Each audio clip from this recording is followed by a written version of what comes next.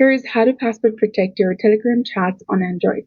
So first open your Telegram application on your device, log into your specific account, then after click on the gear icon from the bottom of the screen, which is the settings, and from the settings we need to click on privacy and security.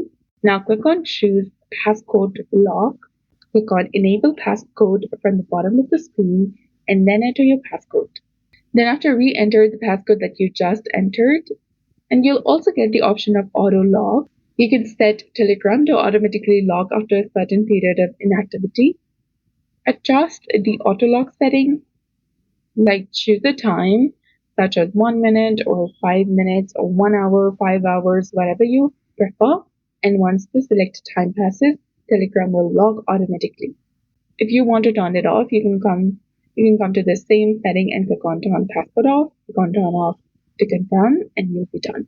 And if your phone has a fingerprint sensor, you can enable fingerprint unlock for easier access without needing to enter your password every time. So this adds an extra layer of privacy to your Telegram chat. I hope you found this video helpful. If you did, please like, share, and subscribe. Thanks for watching.